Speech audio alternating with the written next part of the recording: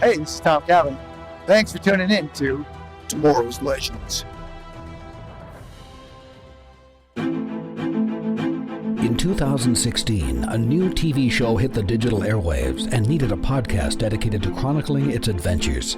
An elite team has been assembled for this task. Unfortunately, the world's listeners have not heard of this Wonder Twin duo. And although they may not be known now, in the future they will be referred to as Tomorrow's Legends. Oh, Cario, Cario, wherefore art thou, Cario? Cario? Thy mind must be confused. Who is the stranger thou dost speak of, Cario? Oh, Cario, my love, my life, how do you not know of the man who has walked right out of my dreams? Harliet, I believe thou hast lost your mind. I know not of this dreamwalker, Cario. Have you not taken notice of these wondrous silks he's bestowed upon me? Have you not seen my neck adorned with jewels so rare? Aha! Now I have seen the error of your ways. Thou hast been bitten by the bug of greed. It has fogged your thoughts and your very soul. Blasphemy! How dare you speak of such things in front of me? Guards, take this impostor away, for I know him not. Imposter? But I wear tights of scarlet, not threads of a golden hue. No, guards, stop! It is I, Flashio, the one true speaker of truths. And now, here are your hosts, the Scarlet Speedster himself, the Flash, and the Maid of Mischief, Harley Quinn. Hear ye, legendaires, thou hast come back to Tomorrow's Legends. We are here to cover Season 5, Episode 8, Romeo v. Juliet, Dawn of Justice. I am Flashio at your humble service. And I'm Harliet, ruler of all beneath me. Hello, legends. I wish we had a Gideon clip that sounded all British. That would have been awesome. Yeah, they didn't make her get into the time period, but that would have been pretty funny. That would have been pretty funny. Well, welcome back, everybody. That was fun. That was a fun intro. I'm just gonna say right now, we had it here a little bit later in the notes, but that is all for you, Mr. Kerry Johnson, because we want to thank you for your generous support, stepping with the Waverider. Boy, I totally mixed that one up. Stepping on board the Waverider at the $20 tier. You, sir, are a legend in your own right and a legend in our minds. And we dedicate this episode fully to you. And if you hadn't already noticed, that opening that we just did was all in your honor. Thank you. Thank you very much. We definitely appreciate your support. Yes, Harliet here, Carrie, much appreciates it. If you cannot tell, she was like lamenting you and throwing me off the balcony. I was doing my best. I had a lot to live up to with this episode. So. Mm-hmm. All right. Well, much appreciated, Carrie. Hopefully that gave you a good chuckle. What else do we got here? There's something happening, which I don't understand, for news here, Jess. The coronavirus. How is this affecting the airing of our shows and why? Flash, that is an excellent question because I've been racking my brain and to be perfectly honest with you, I can't figure it out. But they did announce that for the next 2 weeks, they're going to air repeats. So for whatever reason, they must just want to keep, I'm assuming they want to keep all of the shows together. Are all of the Arrowverse shows running repeats? Flash, do you have any idea? I didn't look it up. I would assume. I think Flash is as well, I believe, but I haven't verified it. Yeah, so the CW must have just decided that, for the 2 weeks that we're all social distancing and trapped in our homes, they're going to also take away our new entertainment. Thank you very much. So I don't get it, though. These episodes are filmed and completed. There's no reason to. I know. I'm sure the powers that be must have some reason, whatever that is. However, as of right now, Zari Not Zari, which is our next episode, is not going to air until April 7th. When I looked at this as I was writing our notes out last night, and I will double check while we are speaking tonight, the remainder of the season has been labeled as TBD. So we do not know when the rest of the season is coming, only that it is because it's been shot and produced fully. We just don't know when. I'm going to give my best Mick growl. Not cool at all. Like you said, most of us are home stuck inside. We need our show to continue to entertain us, to distract us, to keep us feeling some type of positivity around everything that's happening. Type of normalcy. Ridiculous that they would do this. Yeah. I mean, yes, I can catch up on other TV shows that I'm behind on, but really, come on. It would allow us to come on here and talk to each other and bring something positive to our fans and our listeners. And it's so aggravating and so stupid. There's no reason viable enough for me to accept. There just isn't. Yeah, I know. So anyway, so that's the news. Unfortunately, our pandemic is affecting officially every single possible area of all of our lives, including our entertainment. So, yeah. I mean, it's all right. I'm sure there's a reason. I don't know what the reason is, but maybe we'll find out in the coming weeks. So hopefully we'll have an announcement soon of when we're coming back. But until then, if it goes longer than 2 weeks, maybe Flash and I will talk about doing a live show just to get on the air and just to talk with everybody. Yeah.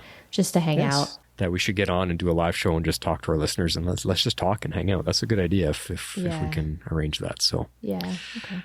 Let's go into something fun. Let's actually talk about the show. Yay. I just want to remind everybody that, like Carrie has done so wonderfully for us to support the show. If you'd like to support our podcast, you can do so at our Patreon page at www.patreon.com/tomorrowslegends. All right. Some positive vibes, some positive thoughts, some fun stuff, because that's what everyone's coming here for. Let's get into the show. What did you rate this one? Yes, I gave this episode, are you ready for it, Flash? I think so. 9 classically trained actors. That's your highest rating yet this season. It is. One of your highest ratings ever. I don't know if you've gone past a 9. I think I have. I'm pretty sure. Yeah, you did 9 point. I'm pretty sure I've done a 9.5 in past seasons. Not recently, but in past seasons, I've done a 9.5. Okay. Actually, right. If I recall correctly, the Earth X crossover, if I ignored the fact that they killed off Stein, was a 9.5. Oh. Still remains my favorite crossover. Why do you give this one a 9? Let's hear it. All right. Oh, it was a fantastic episode, I will say. I laughed. I cried. Okay, let's be real. I mostly cried. I couldn't separate the reality from like the goodbye we received. And I love this episode. I mean, I loved it because of that. It's now my favorite of the season. Last week was my favorite, and then this episode aired, and it's now my favorite. I mean, everyone on this episode, I mean, they just acted the hell out of it, and it was astonishingly well written. It was well directed. The only thing that absolutely just killed me was the dialogue they gave to Brandon. I cannot believe they made him say the things that he said, because it was completely opposite from what he said. It was not his choice. It was not his decision. And it felt like he was saying that at every turn, and it just kind of stuck the knife in and turned it a little bit more every time he had to say stuff like that. An example, maybe? What couple lines were you thinking of? I mean, at one point he says, it was a tough decision. It was my decision to leave, and I have to live with that decision. Oh, yeah. Like, holy, totally tongue in cheek right there. Yeah. I was like, I literally cannot believe they wrote that for him to say. It kind of made me a little mad, but it was an amazing episode. You cannot take away from the performances.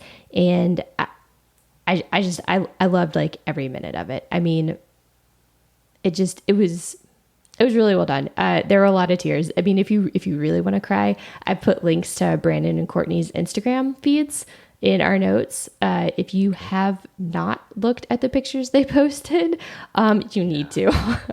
And just thinking about it, just Courtney's in particular, is going to make me start crying all over again. So, Flash, what did you think about this episode? It's very rare we get an emotional Harley on this show. Are you ready for my rating? Because I actually am going to beat you on this one. I might fall out of my chair. 9.5 perfectly woven story. Yes, 9.5. That is for sure your highest. Have you given it a 9.5 ever? There was a couple of near perfect episodes in the past seasons too. Yeah. But this is my highest this season for sure, and it ties my highest ever. Wow. We just had our best episode of the season that I don't think is going to get topped for the rest of the season. And it is also one of the best we've ever had in all the seasons. This one was nearly perfect for me. The writing was amazing. It had wit, it had charm, it had emotions, it had laughs aplenty. There was just so much to love about this episode from every angle and every perspective, no matter what suits your fancy. Now, the only reason that it doesn't get a perfect 10 is because of the ending for Ray. And I'm going to put it in here right now, get it out of the way. My actual nitpick. Form of water! Was the very final scene. Ray should have been in it. All the characters, all the cast, together at the table, saying their goodbyes and remembering the good things about Ray.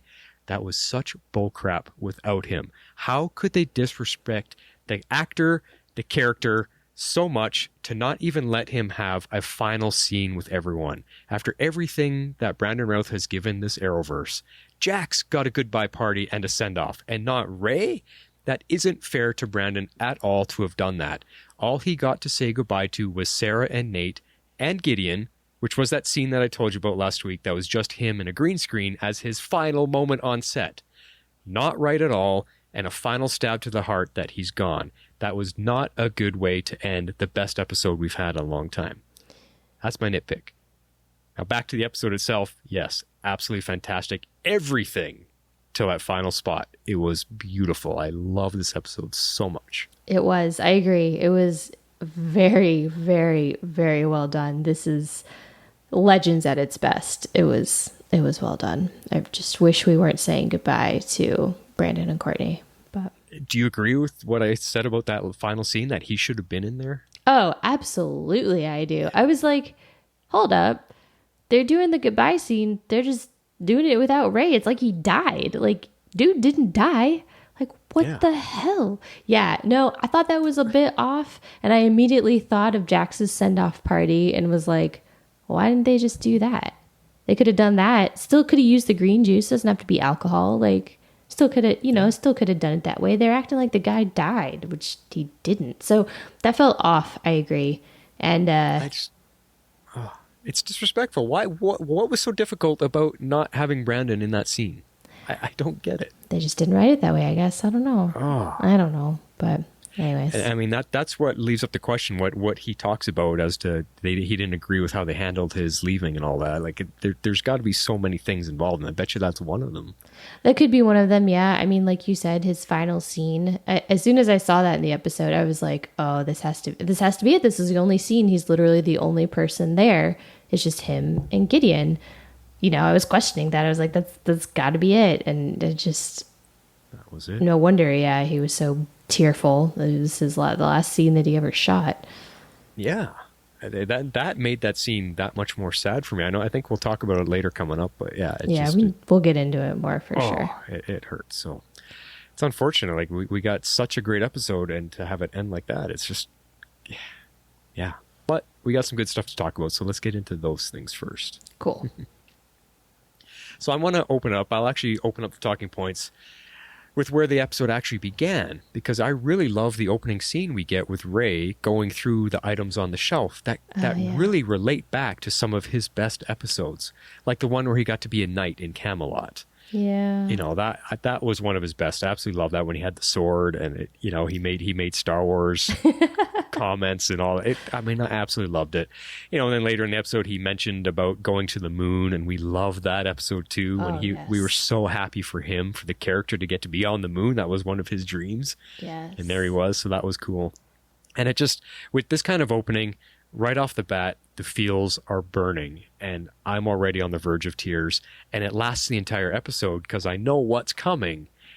And then it led to that scene with Nate, and man, we're going to talk about that, but man, that felt so real. It's because it was real. They're best friends in real life. I mean, that's what killed me about this episode is, despite the fact that they're actors and they're all amazing actors at that, I think a lot of what we saw on screen wasn't always acting. And No, it always makes it harder to watch. It's like watching, like, have you ever watched a few episodes of television where there's an unexpected death and the actors have to react to it, but it's even more sad because the person actually died in real life. It was one of those. Yeah, it's kind of like That's kind of how it the felt. Fast and the Furious movies when Yes. Paul Walker died in a car accident. Yeah. Oh, God, that was so tragic. I was thinking of Glee in particular when Corey Monteith died. Okay. That was difficult to watch. If anybody watched Glee. So yeah, like I said, just the opening scene right off the bat, it's like, ouch. Okay, I'm not prepared for this. This is gonna be a tough one. Yeah. That was a tough one. And then from there, we go into where's the encore? Right? Okay, so this really should be called Mission of the Week, not Encore of the Week, because the Mission of the Week, I guess, is the Loom of Fate. We didn't have an encore. Y'all, we do not have a lot of episodes. I know. What's going on here? I mean, yeah, there was not an encore at all. Yes, we had Shakespeare. He was the guest character, quote unquote. But he wasn't an encore. No. Nor was he even out of his own time period. No. Yeah, no, totally. So I kind of really feel like this was not a smart move for them to show all those coins at the end of last season. We totally talked about this last week, and each week that goes by, it really feels like they're just sort of ignoring it. It's backfiring on them, like totally. And what it's doing is it's building up expectations that's going to ultimately hurt them in the end, because we're waiting to see these coins that when you show them on a super close like that, you're basically promising us that this is what's coming. Exactly. They've changed their direction now, and we're gonna miss out on some good stuff, I think. Yeah, unless they decide to send them all at once as like one mega big thing, which doesn't even make sense. No. And another thing, like kind of related to all this that kind of bothered me, like here's my nitpick / definitely convenient plot point, is that Astra recalled all of the living souls down to hell.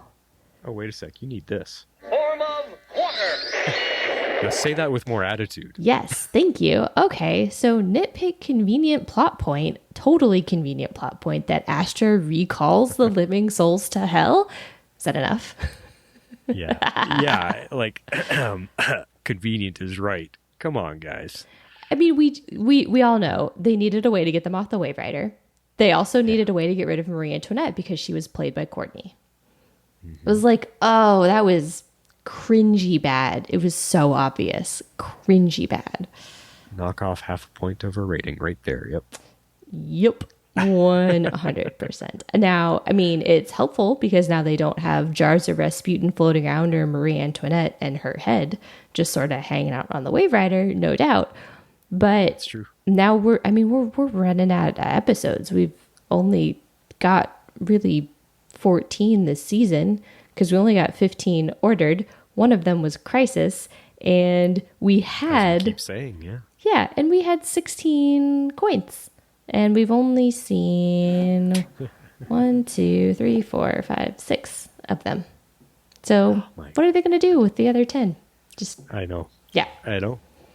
We should tweet from our account about this. Just say, what are you guys going to do? You're like, actually tweet about this and see if you get a response. All right. Tweet to the writers' room and stuff, and we'll see if we can get noticed about that one. Okay.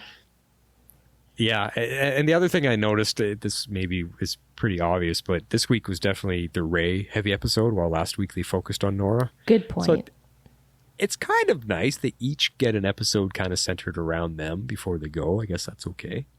Yeah, I mean, it was needed and deserved. Like, I was like, this episode better have been all about him. Like, you know, totally better have been. So, Yeah. I enjoyed it. Yeah. I hope they're kicking themselves and swallowing their pencils right now, realizing they just wrote off two of the best characters, and it's going to be tough without them. Yeah. Yeah. Well, all right. Ugh, it just makes me so sad. Okay, let's move on to talk about some more fun stuff. So I've kind of titled this next talking point Bachelor/Bachelorette Party because Yeah. there are several scenes that sort of just devolve into your typical Legends wackiness, and we have very impromptu / after the fact Bachelor and Bachelorette parties. I don't know. It was interesting. It was a lot of fun. So I guess let's start the beginning. I mean, Nate and Ray have this whole like plan that they come up with before they decide to throw a bachelor party. And OMG. I know. Like this plan, like the way that they like it just came up with this crazy off the wall story that made no sense.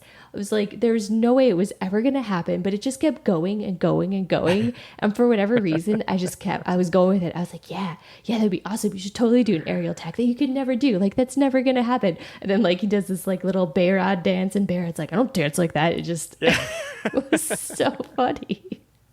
The whole plan, it kept going super close up on Ray, Nate, and they're both getting so excited.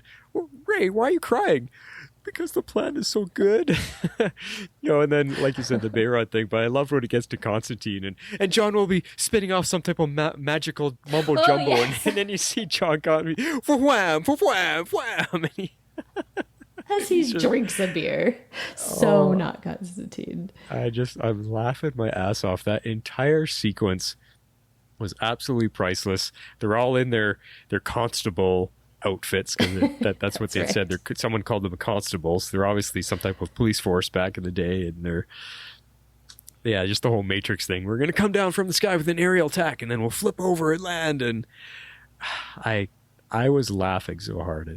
I wish we could use that as a funny sequence, but you need the visuals with it. It just doesn't work as an audio clip. But that's some of the best comical things they've ever done, for sure.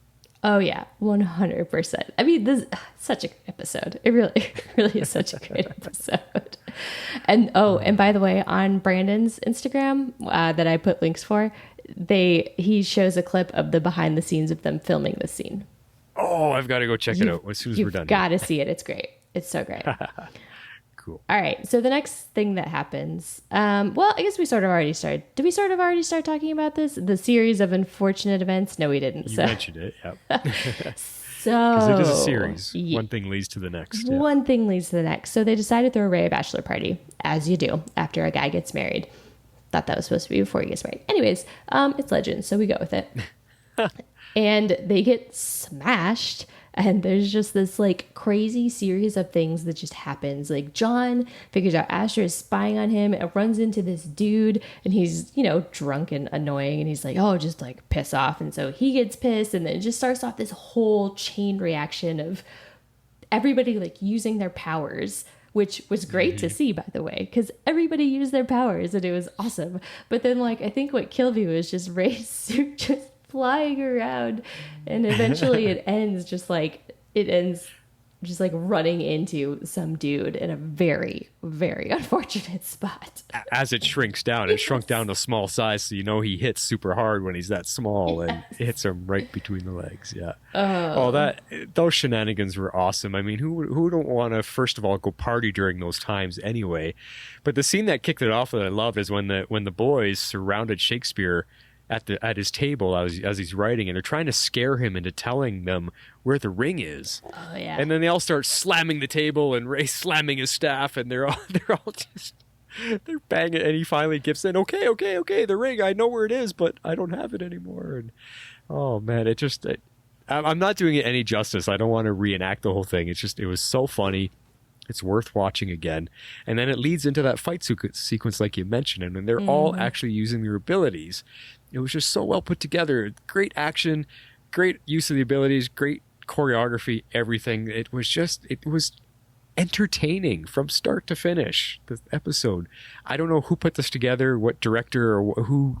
They deserve all the props because they pulled out the best episode we've had in a long, long time. Yeah, it was, I mean, minor nitpicks aside, it really, really was very well written. It was fantastically directed. It was very, very good. I have highly enjoyed it. Oh man. So we talked about the boys and the craziness and everything that happened with them. So of course, that book club, which was so funny, by the way, them attempting to introduce Zari to book club and explain all of their past, and the look on her face was just like, that's a lot to take in. Like, I realize we're not on video right now, but Flash can see my face. So you can. That's a lot to take in. You can picture Zari, when she was saying that. Because, I mean, they ended with Mona saying, oh, by the way, I'm a Hawaiian werewolf. But started with, and I killed a federal agent. I mean, I meant to lead with, I'm a Kope. It's a Hawaiian werewolf. I was like, what is happening? What is happening right now?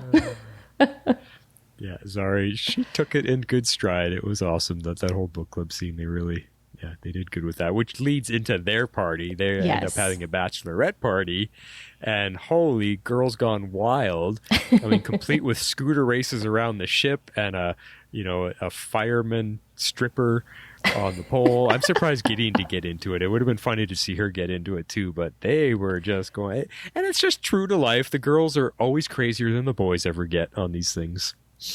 Are they? Yes. Come on, admit it. Oh no, I'm not going to tell anybody about my bachelorette party. Like, it was great because it was exactly what I wanted, but it was literally the lamest thing on the face of this planet. So we'll just leave it at that. Still, but you know what I mean. Anyway, it was just funny. The girls were having a good time for sure. 100%. Yeah. Just all the different stuff they were doing, all the different races, or like the stuffed animal things they were riding. It's like, where did you even get those? What? I like that the stripper actually had lines. He walks up, he's like, so your tachyon field is out of alignment, or whatever he said. Yeah. What? He has no idea what that means, but he's like, oh, yeah, that needs fixed. It's like, and then he had some advice later on when they're all trying to question something, and he sticks his head in between them, and he says, yeah, that's not cool, or whatever his line was. Yeah, I think it was like, that's going to be a problem or something. I think that was when they discovered the Romeo and Juliet cover had changed into like that's what it a was, movie poster, basically. Yeah. It was pretty funny. So funny. Just good stuff all around. And it led to a lot of good things. This episode went into a few different directions, but everything was tied together so well. And one of the scenes, it was somewhere in here, I think, when Nate... No, maybe this was a little later on in the episode, but I'm going to mention now anyway. But when Nate was struggling with dealing with having to say goodbye to Ray, and Sarah does her captaining thing, which she did quite a few times this episode. Mm-hmm. She took the leadership role, played the captain, she sat down with each member that was being affected by all of this, and she had a heart-to-heart talk with them. And the one where she was talking with Nate, and getting him to feel better about it, and he kind of cracks a joke, and she punches him in the shoulder. And I thought you were going to use this as a clip, because she punches him, and he's like, ow, why are you so strong? It's just funny stuff. And that's good nod to Sarah, because man, Katie Lotz, she's ripped her arms and her shoulders. She's ripped this season. She is. Yes, she is. I know. I tease Daryl for constantly mentioning her arms, but yeah, girl is ripped. Yeah. So just good scenes. I mean, there's going to be a lot of little ones like that we throw in here and there that have nothing to do with what we're talking about, but I love that little moment too. Yeah, it was a really great moment. But while we're speaking of Nate and just the show is at its best when it's meta, and so it just cracked me up. This is when they've figured out that the mission has gone wrong, and they're going back to try and fix the show. The show must go on, right?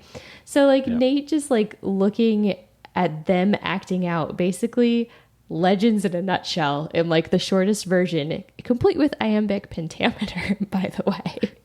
It just cracked me up that he's talking about this show has so much potential. Love it when it makes fun of itself like that. And it had all these references to prior seasons, and then the Shakespeare version, it's the Legends values, right? So it's and we have to work as a team, and Nate's like, yeah, we have to work as a team. How many seasons did it take us to learn that we have to function as a team? Which they still don't entirely do all the time, but it was so tongue-in-cheek, so bang on. I loved that the play being about a version of them as Shakespeare saw it, with that era's type of perspective and understanding. Because you can imagine when all their powers are going crazy, they see a guy steal up and they see a flying spacesuit. Like for people way back then, what was the year, 1500 or something like that? Something like that. They would have no comprehension at all of what it is they're seeing. Nope. So when he tries to recreate it for his play, you see the guy with the silver makeup on his face, and you see the guy, he's pointing an umbrella with feathers sticking out the end of it, which was supposed to be mixed flame gun, heat gun. Like they have no comprehension of what they saw. So that's what I mean by this era's type of perspective and understanding. I love how they recreated that.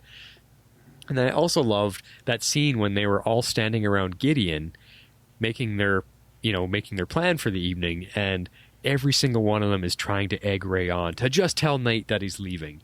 And everyone's, oh, speaking of moving on, oh, speaking of packing things up, oh, speaking of big life changes, even Gideon gets in on it. And that just cracked me up. She's got a sense of humor. I love that she was in on it.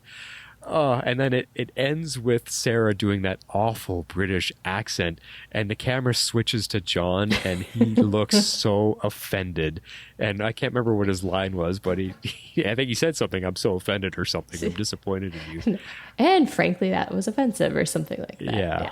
Oh man, that cracked me up. This was comedy gold. This whole episode was just beautiful and hilarious. I loved it. Oh, it was. It was. And you know what? Like, this is nothing but Nate says, "You've been replaced by Riverdale," when he tells the actors that that basically, like, they don't need to be there putting on like this new version of the show. And it just made me laugh. I was like, oh my gosh, they just referenced another CW show. I tried to look it up before we were recording. I don't know that there was maybe much of a reference other than, it just it's another if CW Riverdale show. actually replace other CW shows at one point. That's where the joke is probably coming from. I don't know, because I haven't been keeping up with Riverdale, but yeah, it's just funny. I mean, that's what do you call it when they're bringing reality right into the writing of your show? It's meta.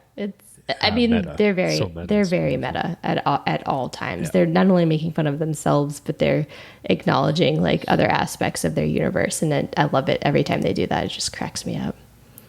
Totally. Well, let's go from all this fun stuff to another maybe nitpicky part, because there's something here that we're a little bit upset about for sure. Because if you didn't take notice to what they were actually doing, you might not have noticed it. But right, this will help make it stand out, and you're going to be equally upset, like Harley is here. Yeah. Okay. So here's one of the lines. It was another line, and this is when Ray is trying to basically convince Shakespeare that his show has merit and to put on the original version. And he says, "If you truly love the characters, don't you think they deserve a happy ending?" I mean, really, writers? Like, do you think this line is just gonna make it all okay? Like, yeah, they deserved a great ending. But, like, why did they need to have an ending at all? And it just, I don't know. It felt, this was another thing that just felt so wrong to have Brandon say. I'm like, was this really like a great ending? I mean, yeah, like it was a great episode. Like, don't get me wrong. But the way that they end up exiting and the final like goodbyes or whatever, I don't know. Like, there's a couple scenes that were absolutely great and fantastic, but not all of them. Like, there was ways that they could have handled this better. Yeah. Totally. I mean, to me, that's like saying, "You don't mind if we jab this hot pick into your ear, do you? Don't worry, it'll be okay." Like, yeah, it was unbearable to hear that Brandon had to say those lines, and yeah, there are a few of them. It's like they're forcing him to make fun of his own dilemma that he's in, that this thing that he's going to have to suffer with now. I mean, yeah, it just felt a little cruel to me, but. Maybe they were trying to, I don't know, maybe by this point they'd all talked it through and come to an agreement and reconciled or whatever. I don't know. They wrote him off the show. It was their decision. So it just felt like they were trying to like shove it in our face of, "Look here, we did this great job." I'm like, yes, this is an amazing episode. Don't get me wrong. But that felt a little much. We're upset with what you're doing to Brandon. Yeah, exactly. Yeah. But anyways, All let's right, go back. something fun. Yes, let's go back to the amazing part, because oh man, did I really love the Romeo and Juliet legend style. This was just like so enjoyable to me, and down to the fact that Gideon is feeding them the lines. Yeah.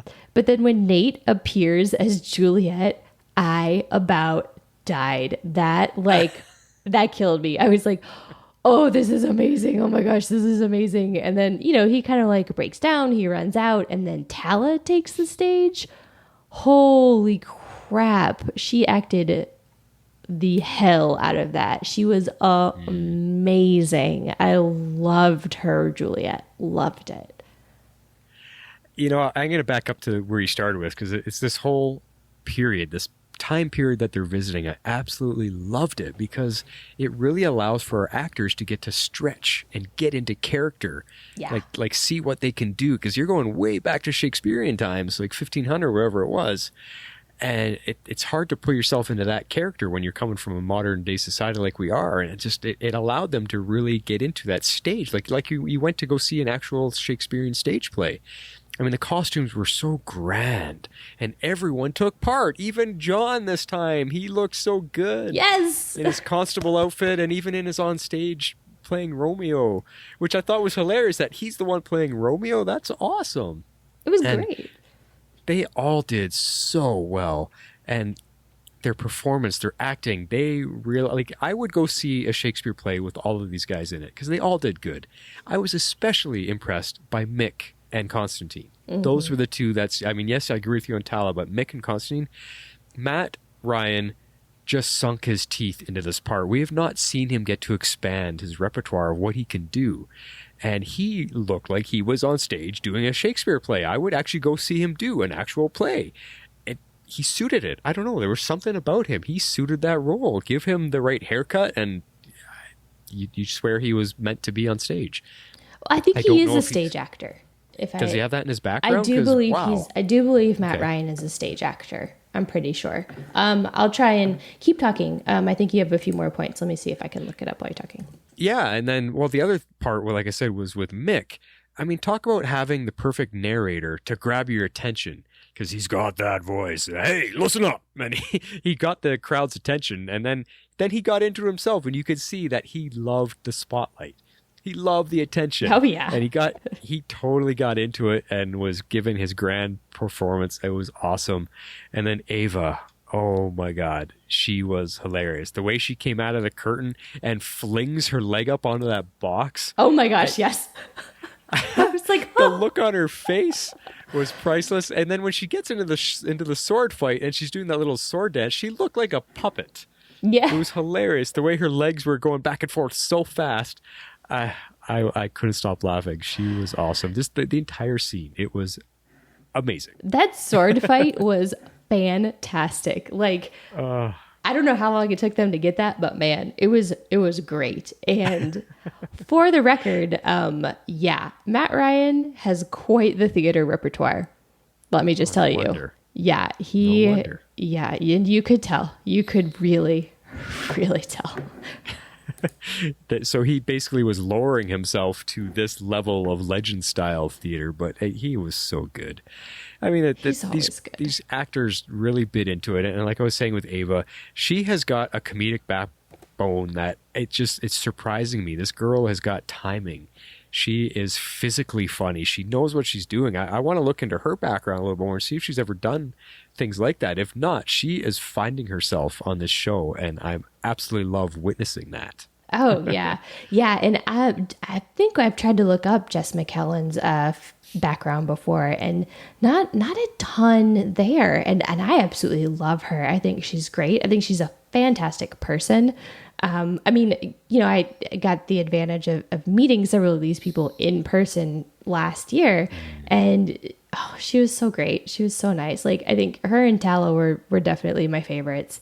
I mean, I met Matt and I met Nick, and they were both a little busy, a little jet lagged, and so the conversations went a little differently with them. But yeah, oh man, she's just a great person, and I really hope this leads to much bigger and better things for her. I wonder if any of them did tune into our podcast when you gave them I cards. don't know. I kind of hope so. That would be pretty cool. And if you're listening right now, we would love to have you all for an interview. Oh, man, just to have you on the show to talk to you and talk about your characters and, you know, what you've done with them and where you want to see them go as opposed to where their writing is going for. Just anything. I just, it would be fantastic, guys. Mm-hmm. Yes, all of you tonight for this episode, you did fantastic. It was so good. Okay, enough gushing. But before we move on from this part and get into the sad stuff, I have to say something that I know is going to anger our listeners, but I'm going to say it. Was it just me, or was there a spark between Zari and John? I'm so glad you mentioned it because I saw it too. Okay. I don't know. I'm not crazy. I don't know what's going to anger our listeners because nobody really wants Zari and Nate to get together again. Everyone's kind of like, done with that. And this is the way I saw this scene. I think Zari was just playing the part. She was just trying to prove that I was a classical trained actor as well. Yeah. Part of my skills. Yeah, right? with her pursy little attitude. But what I saw was it was John suddenly realizing, wait a second, I think I might kind of like this girl. She's beautiful, and I'm down here pouring my heart out to her through this play. I think something sparked for John. I think so too. It was definitely on his face and his reaction that I pulled from 100%. Yeah. So, yeah, we'll see. We'll have to see. He realized there's something there. He's feeling something, but from what I've seen about next episode, it looks like they're still trying to set up Nate and Zari, so there might not be anything there. Maybe John makes it a uncomfortable triangle. I don't know. I hope whatever they do, if they do anything with it at all, it's just, please don't give us the CW crap. Be good to our show. All right. Time to get a little bit emotional here. There's a few things that took me by surprise, and just like I said, I was on the verge the entire episode. Even though I was laughing my ass off, I was waiting for the sad stuff to come, and it was just lingering there, and it started. And it started with a scene with Ray and Gideon. Oh my gosh, the scene. It was so heartbreaking. It was so sad. And all I could think of, like, on my second watch was, this has to be the scene where he's on set alone. This has to be the last scene. And just watching it and watching what they did with it, it was great. It was sad. I mean, it was heartbreaking. And knowing that that was literally the final scene that he shot made me even more sad than what they had already done on screen, if that's even possible. Yeah, it was that upsetting because he's basically, he said goodbye to Sarah, and he's leaving because at this point he hadn't, he's leaving without saying goodbye to Nate because they had their little fight. So you're upset about that. And he's just walking through the ship. And, I knew this was the scene, Brandon's last one, where he's all alone with a green screen. And knowing that made it harder to watch. And then Gideon being upset that she has to say goodbye because she's got a close relationship with Dr. Palmer because he's fixed her on so many occasions. So they've built something together. And I had to rewind this scene. I thought, wait a sec, did she just shed a tear? Oh, the tear. Oh my God, she did. She shedded a tear. She is sentient. How does an AI shed a tear? She doesn't just program herself to, bunch of ones and zeros and let me show a tear. No, he had already turned away from her and walked away, and her tear streamed. She's a sentient being. That solidifies it, and that made a tear roll down my cheek. Gideon's crying. Yes, that was what started it, as the end of the beginning of the end. Yep, cue waterworks. I was like, oh my God, she's crying. I'm crying. I can't handle it. Okay, so let's move on to the next sad scene. On to the next sad scene. The scene with Brandon and Nick. Oh my God. It was heartbreaking. That was definitely one of those scenes that I felt like, despite the fact that they are fantastic actors, I really don't think there was a lot of acting going on in this scene. There didn't need to be, because they're very close in real life, and I feel like the emotions were felt. And then when they cut that with the scenes of the Romeo and Juliet play, like between like John and Zari, it was so well done, down to when you cut to their hug and Zari is saying, "Parting is such sweet sorrow." It's like, killing me. Brandon was so spot on. He was saying on his social media that he thinks this is some of the best work he's ever done. Yeah. And it was. I hail to you, Brandon. You brought it. You brought the emotions, and I know it was coming from something real. You had red, watery eyes into this entire episode, just about. Yeah. I know you were feeling it, and I was feeling it for you. And and you could see Nick Zano was upset that this was happening. Those were the emotions he was drawing on, that this is happening, that they have to say goodbye to each other. You could see it in his face. He was not happy with this. And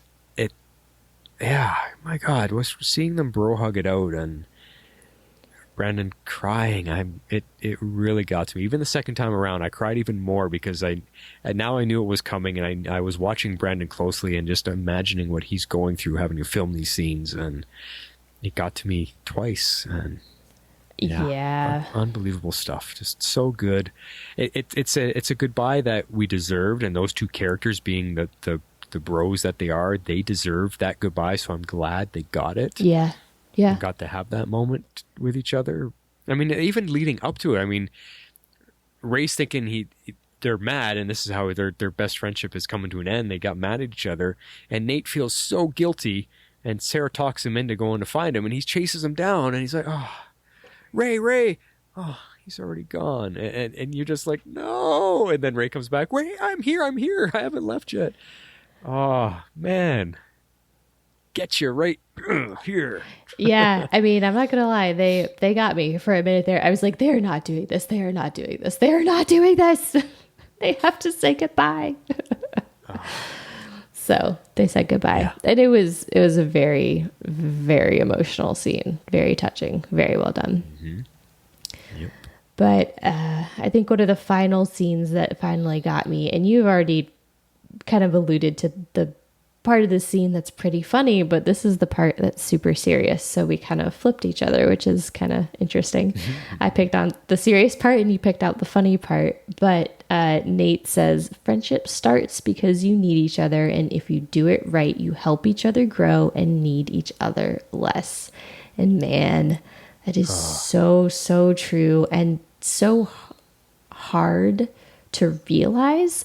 I mean, everyone grows apart. It happens. It's just a natural evolution of life, and it sucks, but it's kind of true. It's like you start because you needed each other in that moment, and then you help each other through it, and you help each other grow. And once you've sort of hit that point, maybe you have outgrown each other. Maybe you don't really need each other for that purpose anymore. So it's just hard. It's a hard thing to realize. Oh no, Harley, does that mean you and me, like, when we're done all of this, we're going to grow apart because our podcast is done? We no longer need each other? We no longer helped each other? No, because we're going to do another podcast. Duh. We've grown through this podcast, and now that's it. We're blossomed into full-on flowers. No, because we're going to do another podcast together. Okay, we're going to plant new seeds that are growing again. We're gonna just start over. With better sound quality. We're going to start over. Yeah, I love that you're bringing all this up. I mean, that scene was delivered so strongly by Nate. You could, again, he's bringing out the emotions that he's drawing on, and he felt that. And it led to a funny moment, too, because Sarah's like, "Well, if you ever need a bro hug, yeah, I'm the girl," and she can't even do it right. And he's like, "Yeah, you suck." But, we'll see if that develops into something more. But I'm going to do a little self-promoting here because I like everything you were talking about ties right into my most recent Cybercast episode. If you guys haven't tuned in to my Cybercast podcast yet, that's all me.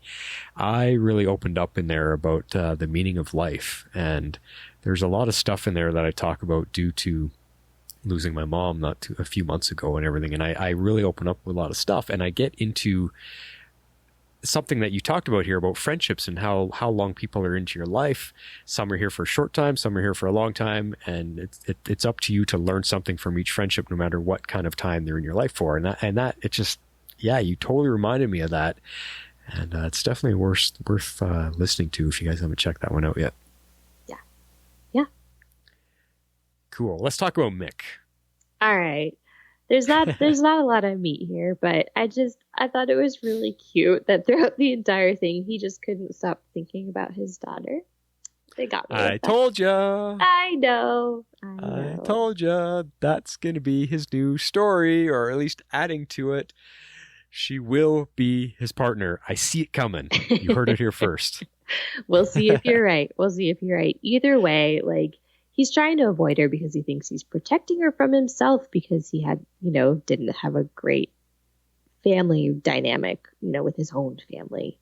But I don't know. We'll just have to see. We'll have to see what goes on with the two of them, whether she'll be like his full-on partner or what. Yeah, I don't know. I the way I look at it is I think they need each other. She's obviously struggling. She's got some issues she's trying to work through. You could see it in the bit that we saw her. Yeah. And, Mick's always got stuff to work out. So I think this is going to be something really powerful for the both of them. I can see this turning into some great story for Mick.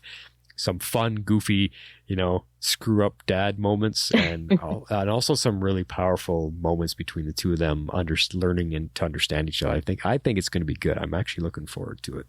It'll be good. I'm excited. I'm excited to give Mick a better story.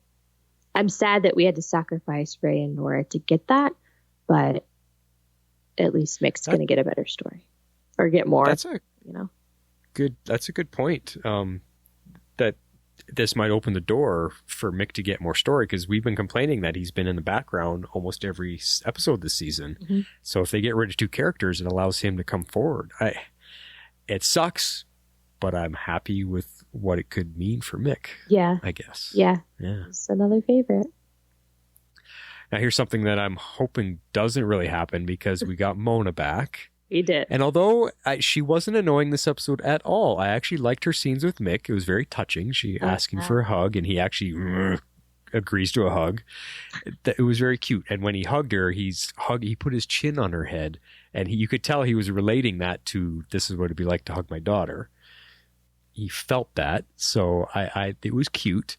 And she was part of the play too, not much, but she was in there. She didn't annoy me this episode, that's fine. But my question for you is it possible that she's going to be taking one of these empty spots that Ray and Nora have now left open? I don't know. I kind of feel like she's just going to pop in and out. I'm not, because she's still trying to be Rebecca Silver. I mean, they very clearly kind of laid that out, because they had the whole exchange about, basically recapping last episode, and Mick saying, "Oh, don't worry about the troll, don't bother with it," that whole thing. So, yeah, I don't know. I don't know that she'll necessarily be on the Waverider, but I don't think she's off the show by any stretch of the imagination. I think she'll have more of a role to play, potentially in Mick's storyline. I don't know. We'll just have to see. I think you're right, because if I remember back to the credits, they said special guest appearance or guest star. Did they? Ramona. Yeah. And so I like that actress. Like, I think she's a good actress. This character hasn't always been a fan favorite. I liked her better before she became a Kope, and then they did the whole Kope thing. That's what I didn't really quite care for. Yeah, that kind of changed. I liked her when she was a potential romance interest for Gary. That's when I enjoyed her. Yeah, when she was just the caregiver, I liked that. I liked that dynamic with her and Gary. That was fun. Yeah. All right, we do have one interesting point here to get into, something that we can really question and try to figure out. I think this was the big aha moment kind of thing of the episode. It sure was. It was for me. So we're going to dig into Astra in the few scenes that she appears. And I think we're both thinking that Hell Lady that has raised her, I don't know that we've ever gotten a name, is one of the Fates. Yes. That I am like 98% sure that she is one of Charlie's sisters. And what gives it away is that birdbath cauldron thing. They gave it a name, but I cannot pronounce or remember the word that they used. It was some magical ancient history thing. Yeah. But anyway, the bird bath cauldron, we'll call it that. The bird bath cauldron. The bird bath cauldron. Now, the reason I know that is because every instance that I have seen, the three sisters, the three fates, they have always had that bird bath cauldron looking thing. Oh. Because that's what they use to look in at what the people are doing, the fates that they've created, the life storylines that they've put these people on their paths. They use that big cauldron of water to look through and see what's going on. That's their window to the world they've created. So as soon as I saw that, and as soon as I saw her use it, I was like, aha, she's definitely one of the sisters. She has to be. I cannot see it not being her.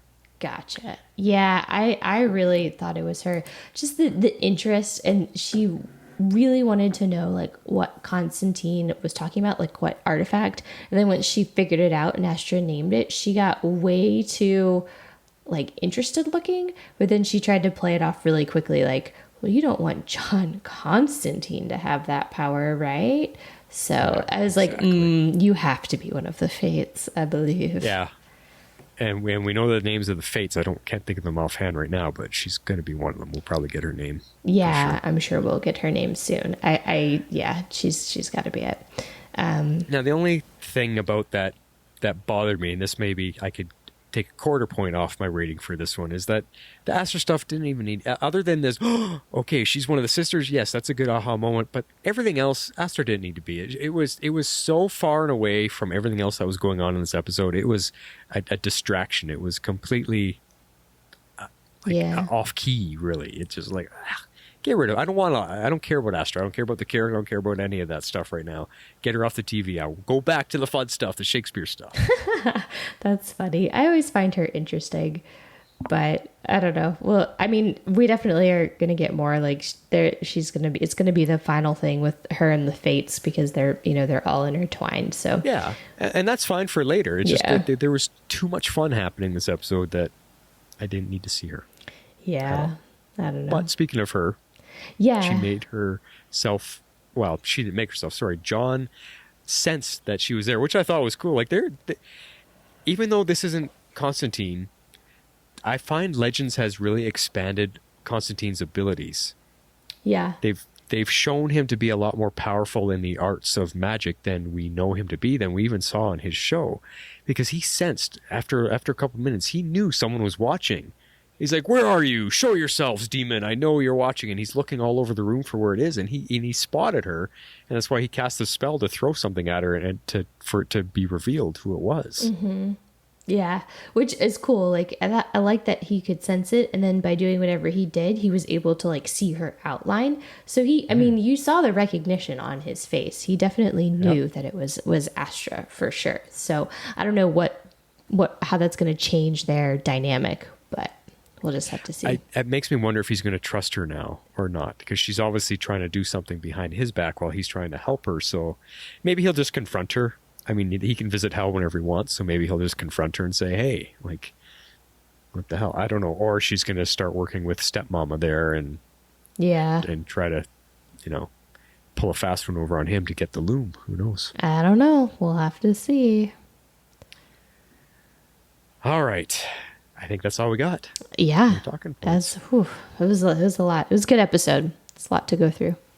It was awesome. Let's get into our quotes, because we got a little bit of quotes we got to make up on, too. Shape out an eagle. All right, we'll just play these ones back to back. We'll play your winning funny quote and my serious scene from 2 weeks back that, I'll just point it out right now. You forgot. I did forget. Sorry. That's all right. We're making up for it. So what was your winning quote from 2 weeks ago? What was the episode again? Mortal Kombat. Mortal Kombat, right. The winning quote was, "Shut up, princess." Your shape-shifting friend said you need to tell your team that I'm here. And I told her I'm on my beer break. Now shut up, princess, and listen.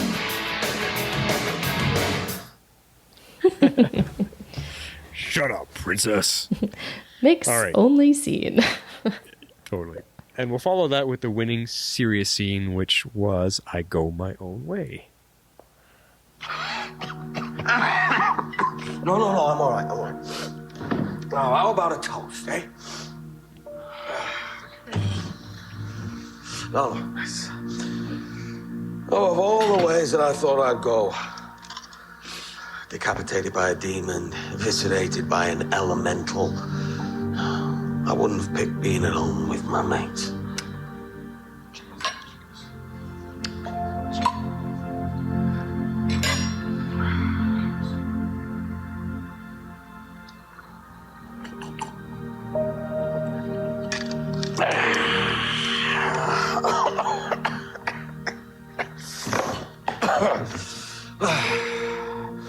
You know, I just wish I had more time with you lovely idiots.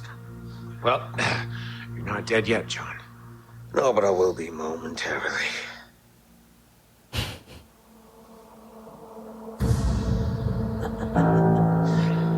John Constantine. He always goes out on his own terms. John?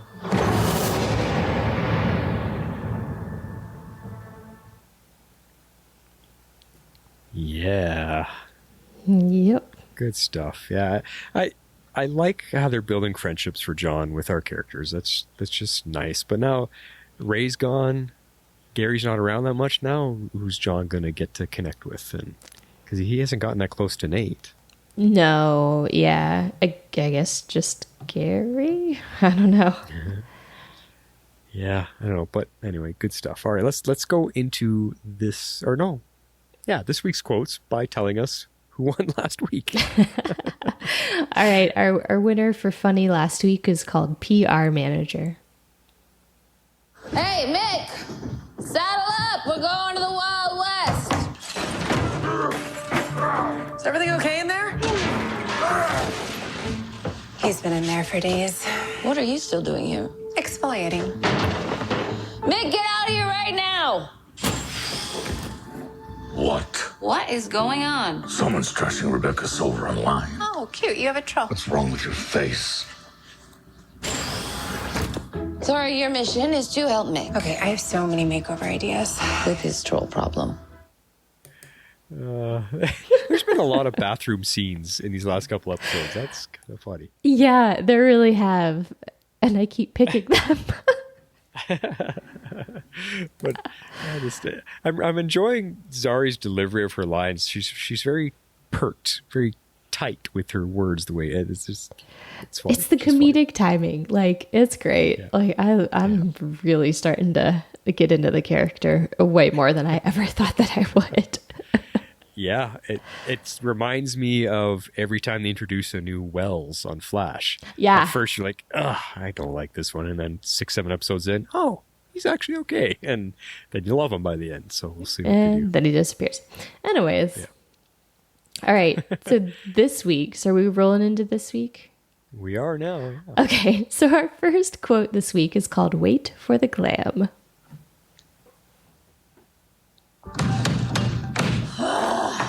Come on, is she still in there? Sorry, there's a line. I'm doing my hair. You can't stop the glam routine mid-process. Come on, we talked about this. Oh, let me guess. Sorry. Huh? Hey, what happened to the sign-up sheet I made? Oh, Mick burned it in frustration after Zari's last Korean sheet mask day. Well, I guess now is as good a time as any to tell you two that Nora and I have some big news. We're talking big news, because, guys, I got a whopper. I told John we'd help him find the limb of fate. Nuh-uh. You know the rules. No MacGuffin talk until after I'm finished my coffee. Yeah, and besides, you guys were about to make a big announcement? Yes.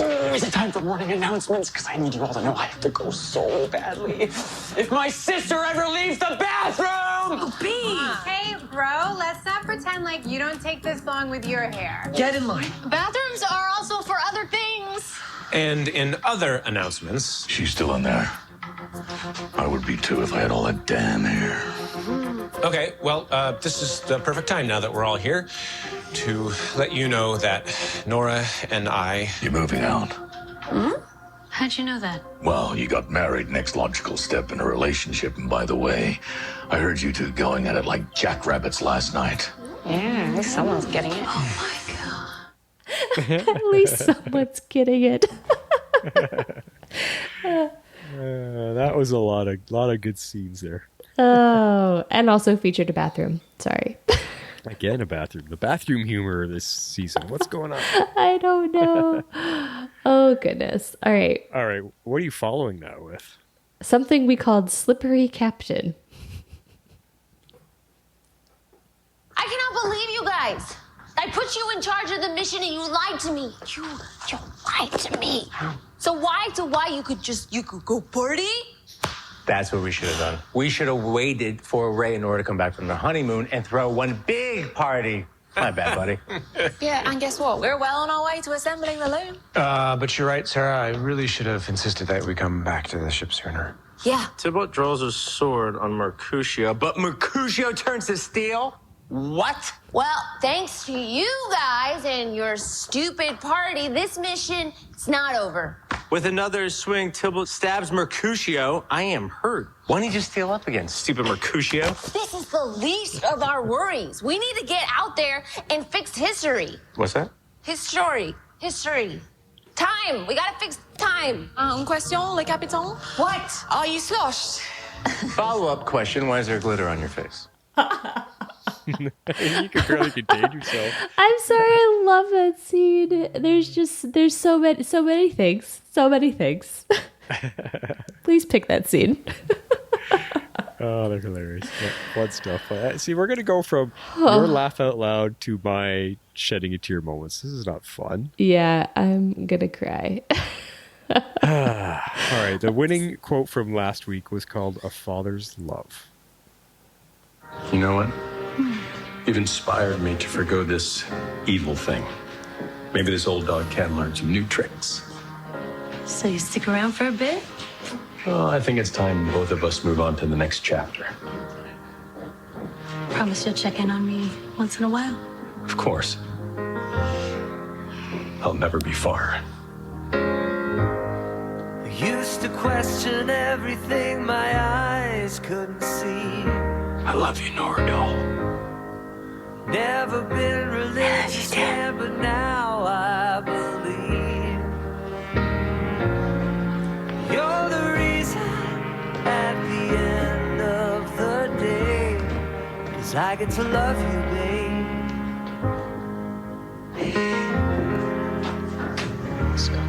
Okay. I get to love you, babe.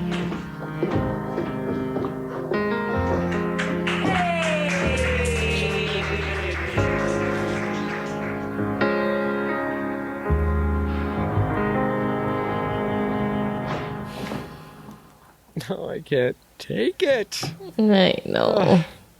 That song gets to me. I posted the actual video to that song on the Facebook page. I saw that. So you can listen to the whole song. Yeah, it's a great stuff.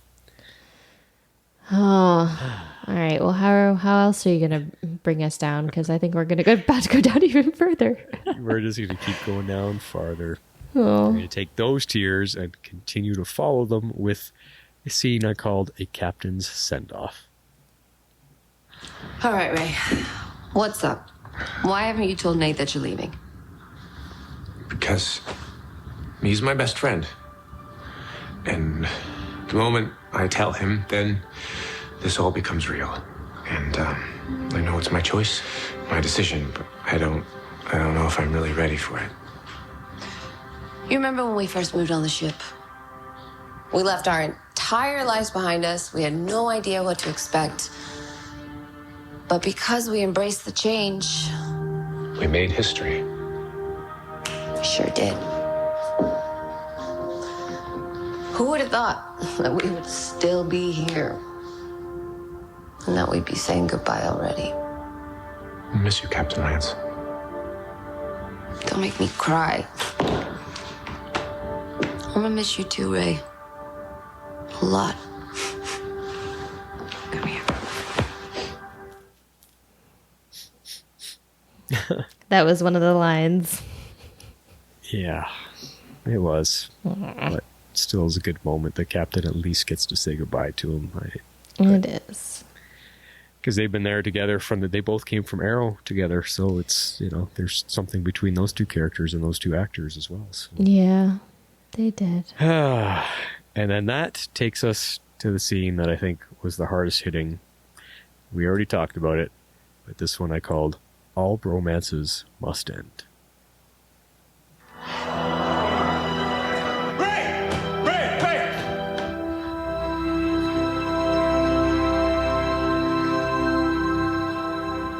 Listen.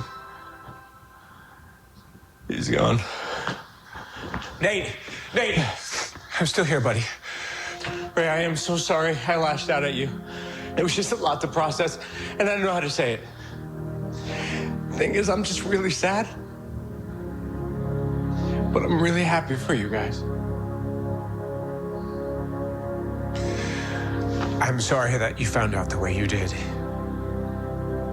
And I wish there was some way that everything and nothing could change all at once.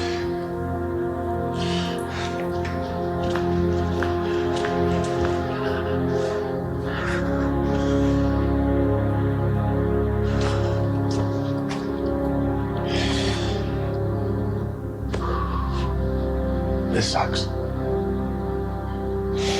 But I love you. This totally sucks. But I love you too.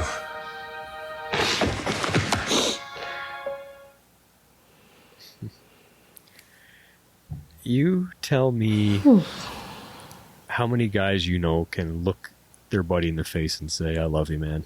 Not a lot. That's what's so special about this moment. It's fantastic and heartbreaking. And yeah, tough stuff. Really, really tough stuff. If you guys could see the look on our faces right now, you should have seen how sad Harley looked during that sequence. I don't often see her looking that sad, and I'm fighting it back. It's not right. It's not fair. We should not be losing characters like this. At least he's still alive, I will say. Yes. He's still alive. He got his happy ending. I am happy with that. Very happy with maybe a guest spot eventually. Who knows? Who knows? Never know. They didn't kill him. That's all I care about. Yeah. At this point. All right. Let's move into feedback. Feedback. 43 powers, activate! All right, kick it off with Daryl Washington, Harley. All right. The Waverider has one bathroom. I thought it would have been remodeled once the team grew. Apparently not. But it allows for comedy, I guess. Yeah, apparently. I keep featuring it in quotes. Anyways. Yep. They're treating Ray and Nora's departure as so absolute, as if no one can visit them once they leave. We wouldn't even have to see it. Yeah, that's a good point. They are treating it like that, which is kind of weird. Yeah. Well, which makes me feel like there's still a little bit of animosity in the way that they wrote them off. I mean, there has to be. Look at, again, going back to Jax, he didn't get that absoluteness to it. The captain's like, yeah, well, if we ever need you, we'll come a-calling, and they did. Not too long later, they came and grabbed him for a couple episodes. Like, yeah, I guess it's because they want Ray and Nora to. I don't know. I guess they're just treating that as they've got to move on from the Waverider kind of thing for whatever reason. Yeah. So I don't know. Anyway, let's go on with his email. All right, Ava. We really don't use the word clone. Believe me, Ava, we know. Yeah. Constantine's in a costume. Yes. Yeah. I don't understand the guys going extreme bad cop with Shakespeare to get the ring. I don't have to understand it. It was funny. It was funny. If I were Charlie, I would have just morphed into who I was when I gave him the ring and asked for it in that form. Yeah, that's a good point. Yeah, that's too smart, Daryl. Stop it. Stop being smart. I think we can all agree Mysterious Coin Lady is a fate, right?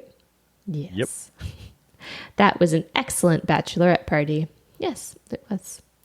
I wonder why there was no goodbye scene with Rory. Did they figure we wouldn't care since Ray and Rory didn't interact as much? I don't know. Yeah, but they have a bromance too, all the way back to the prison scene in Russia. Like, yeah, I know. And he always calls him haircut. Come on. I know. I was kind of sad that they didn't get a goodbye scene. Maybe it was on the cutting room floor. All right. Another great detail in this week's episode was showing that female parts are also played by men in Shakespeare's time. Yes. And they called it out too, which is funny. I liked it. Yeah. I love seeing Nate process his feelings through the play. I could watch the crew do Shakespeare every week. Me too. Us too. Yep, totally. Awesome, Daryl. Thanks a lot, as always, for your thoughts. Moving on to an email from ArcPhase 2.0. He says, "Greetings, Wonder Twins. Our final episode with Ray and Nora was a very emotional ride. It was a nice ending seeing the parallel between the Romeo and Juliet balcony scene and Ray and Nate's final farewells with each other. You can definitely see it in Ray's eyes that this was a very, very hard decision for him to make to leave his family. Even Gideon had tears flowing down her face as Ray tells her goodbye.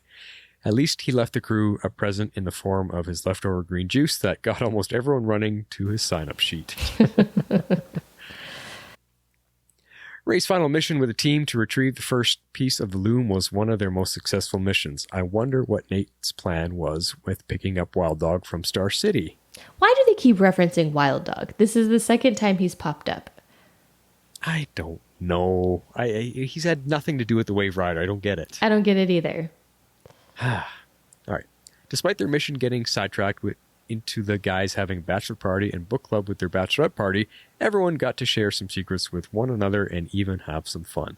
Nora even got to have her own pony after having to grant others' wishes for a pony. That was true. I thought about that. I thought, is she going to be angry about getting the pony, or did she actually genuinely love it? That was kind of funny. I don't know. It was really funny, though. I did like that bit. One of the more surprising things was definitely the male stripper on the Waverider. I wonder if they memory wiped him when he left. I don't know.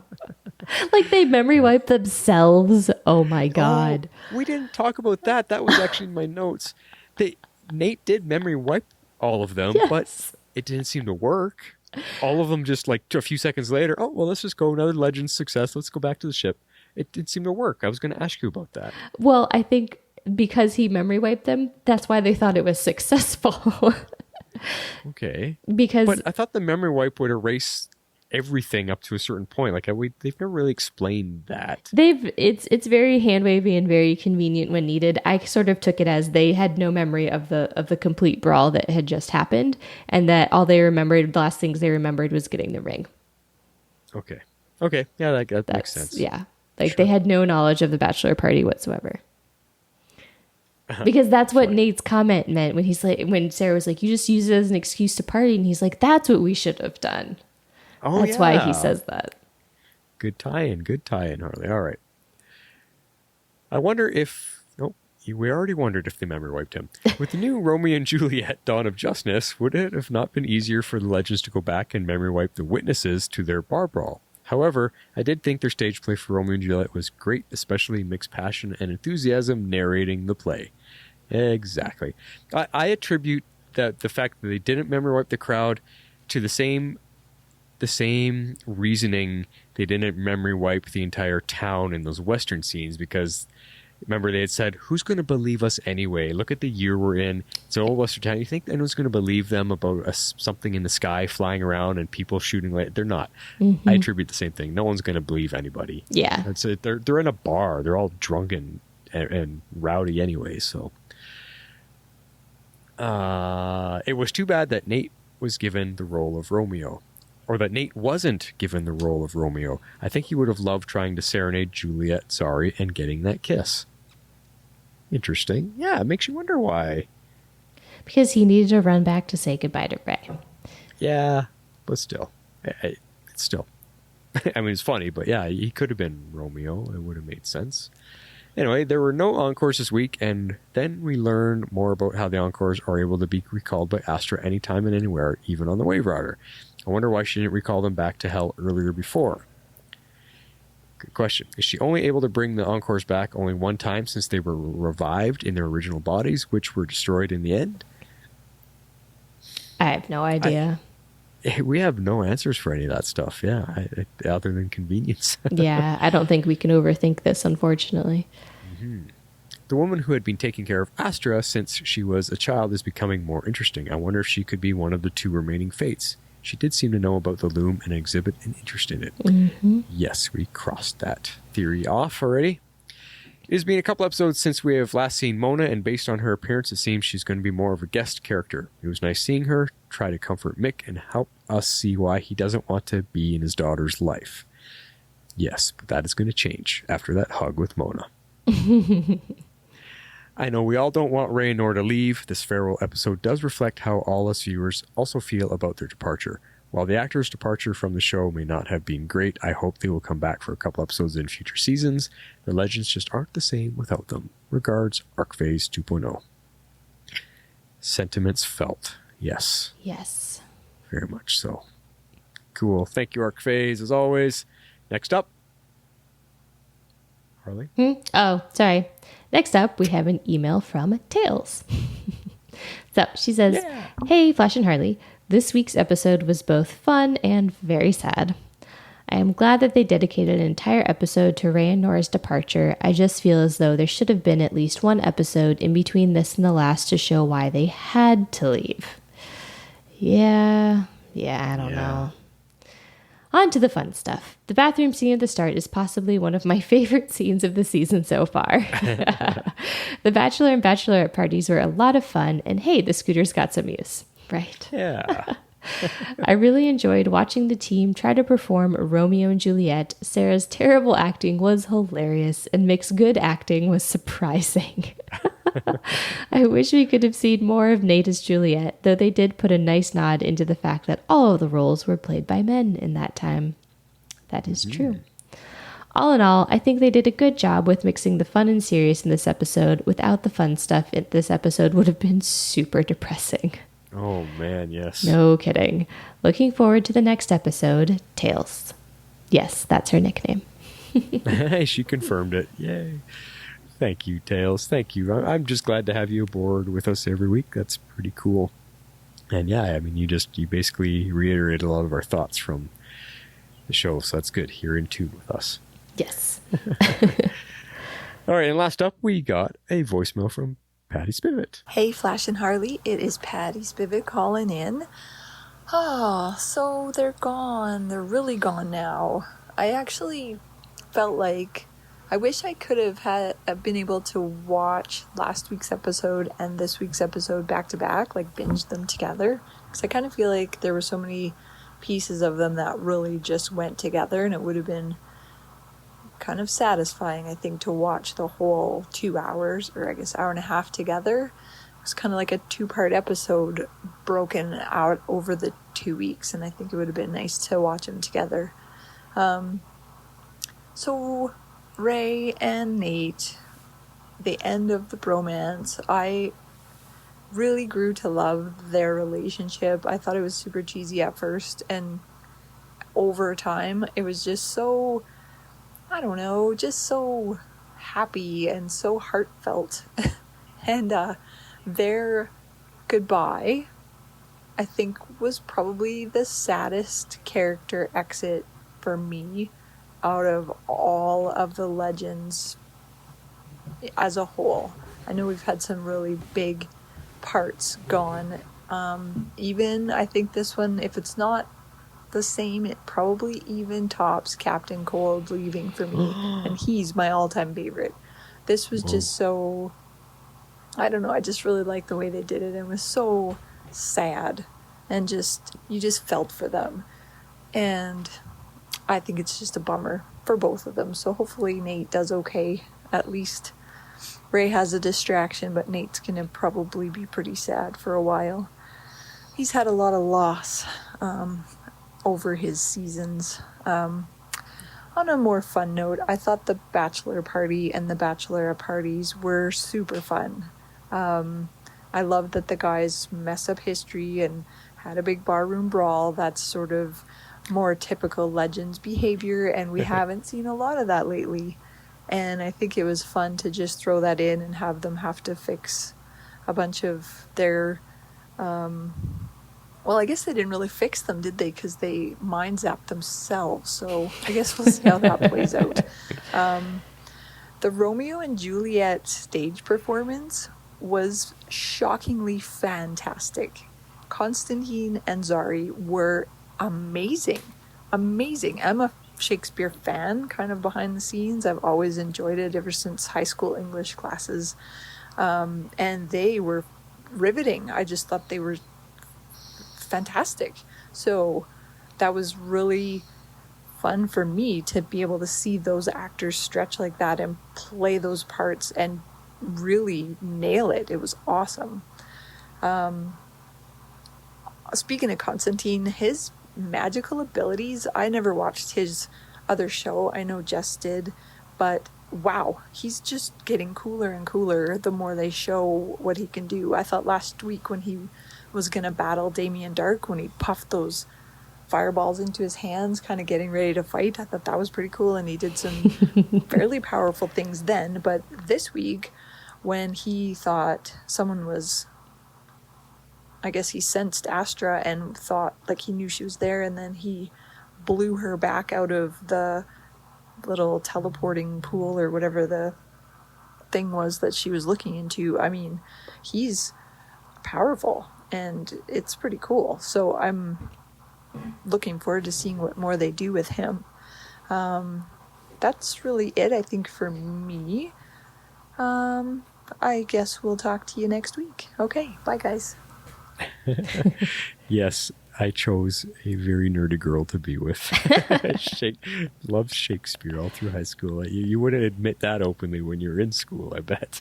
No, probably not. I enjoyed Shakespeare as well. I was like Shakespeare. I like that she's getting to know or getting to like Constantine. That's cool. This is her version of Constantine that she could enjoy. She would not like his show. She doesn't like that dark, demonic stuff. Yeah. So, this is a good version of Constantine for her. But what I wanted to say about I think this is why we love getting voicemails in. We can hear the emotions in your guys' voice, just like we're expressing. We can hear it from you in the parts that surprise and amuse you, and the parts that get to you and bring a tear. I could tell that she was sad. We watched the episode pretty late, so we didn't get to talk too much about it afterwards. And she's Yep. It's just good to hear. I like that. Thanks, Patty. Thanks. Yeah, always good thoughts, as usual. And if you would love to be part of the show, because we would love you to be, this is what you got to do. If you would like to be part of the show, you can send in feedback to tomorrowslegends@gmail.com, spelled with one R. You can also reach us on Twitter at Tomorrow's Legends, also with one R. Join our Facebook page at facebook.com/groups/Tomorrow's Legends and become part of the community. All right.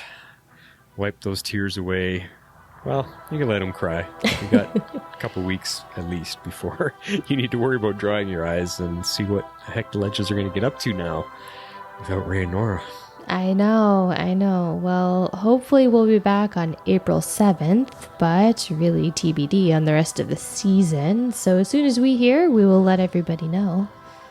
Yeah, we'll keep you informed. Just keep your eye on the Facebook page and Twitter at Tomorrow's Legends. Just to keep you informed there. Yeah. I think we might, I don't know, I really like that idea of possibly coming in and doing a live show and just talking to our fans if we end up having a few weeks off. So we'll keep that in that poker in the fire, I guess you say. Isn't that the saying? Yes, that is the saying. Cool. Other than that, like I said before, and I've been saying again, trying to get you guys over to my Mandalore podcast if you're a fan of Star Wars, Mandalorian, and the Clone Wars, which we are currently covering right now. Definitely check that out, Mandalore. Other than that, I think that's all I got. Harley, I'm going to go wipe up my tears. This was a hard one to get through. This is The Flash, signing off. And this is Harley Quinn. I'm out.